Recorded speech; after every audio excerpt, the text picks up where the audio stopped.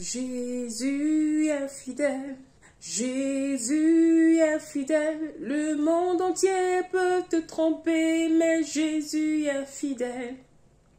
Jésus est fidèle, Jésus est fidèle, le monde entier peut te tromper, mais Jésus est fidèle. Ton papa peut te décevoir, ton pasteur peut te décevoir, le monde entier peut te tromper, mais Jésus est fidèle.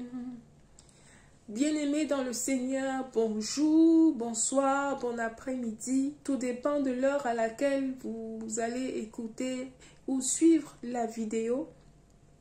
Je veux avant tout rendre de gloire à l'Éternel Dieu Tout-Puissant pour ce privilège qui me donne encore une fois de plus de venir partager avec vous ce message, ce mot d'encouragement, d'exhortation dans la vie de sanctification en tant que chrétien. Bien-aimé dans le Seigneur, ne laisse personne te décevoir. Entrer dans le royaume des cieux, ce n'est pas de la blague. Tu dois être prête. Je vais insister sur un seul point. Ôte de de dessus toi tes ornements.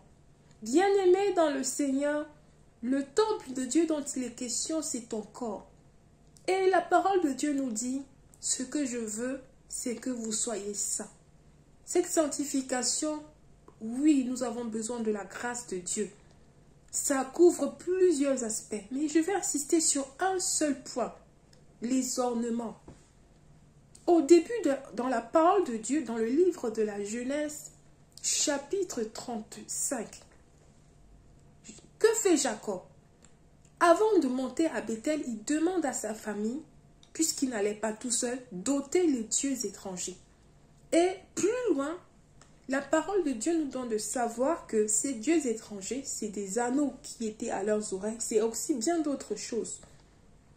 Et lorsque nous poursuivons dans le livre d'Exode au chapitre 33, Dieu lui-même recommande à son peuple, aux enfants d'Israël, d'ôter de dessus eux ces ornements. Parce qu'il sait que lorsqu'ils descendent en un seul instant, ils peuvent être consumés. Mon bien-aimé dans le Seigneur, qui sommes-nous pour contester quand Dieu parle? La parole de Dieu nous dit, malheur à celui qui conteste avec son Créateur. Personne ne discute les instructions quand ils vont à l'hôpital. Pour faire une IRM cérébrale, il est dit, ne vous maquillez pas. Pour faire un examen radiologique, on demande aux gens d'enlever tout ce qui est métal, bijoux, montres. Les gens enlèvent, mais quand il s'agit des avertissements concernant même l'éternité, beaucoup de gens se mettent à discuter. Qui sommes-nous? Qui sommes-nous bien-aimés dans le Seigneur? Prenez le cas de Gédéon, dans le Juge chapitre 8. Que fait Gédéon? Après que Dieu a utilisé Gédéon puissamment, Dieu lui a donné la victoire. Il va encore chez ses ennemis qu'il a vaincus demander tout ce qu'ils avaient, les parures, les bijoux, tout ça. Et qu'est-ce qu'il a fait de ça? Un éphod qui a servi de lieu d'idolâtrie et une occasion de chute pour toute la nation d'Israël. Vous voyez comment les gens peuvent servir Dieu, bâtir l'œuvre de Dieu et détruire par leur propre main cette œuvre de Dieu. Bien-aimés dans le Seigneur, faisons attention. La fin d'une chose vaut mieux que son commencement. Ça, c'est sûr.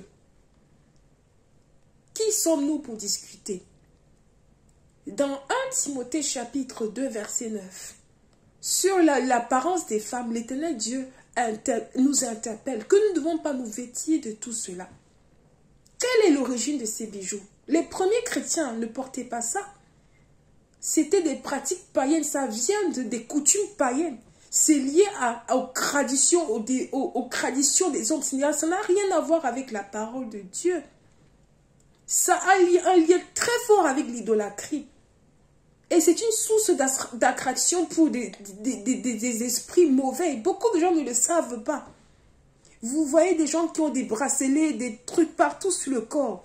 C'est un poids que les gens se mettent sur eux. La parole de Dieu nous interpelle. Et elle le dit, pour entrer dans la présence de Dieu, ôte de toi ôte dessus de toi ces ornements. Jacob le savait. Qui a parlé de ça à Jacob?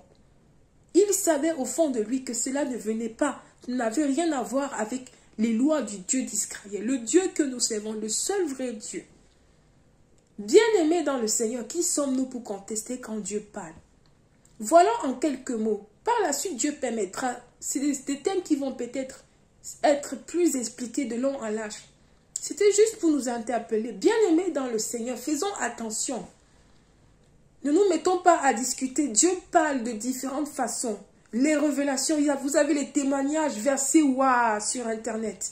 Vous avez des gens qui vous expliquent, et c'est vrai, il faut l'Esprit de Dieu pour discerner du vrai et du faux. Il y a d'autres qui sont vrais. Il y a même la parole de Dieu qui, elle aussi, est une révélation pour chacun d'entre nous.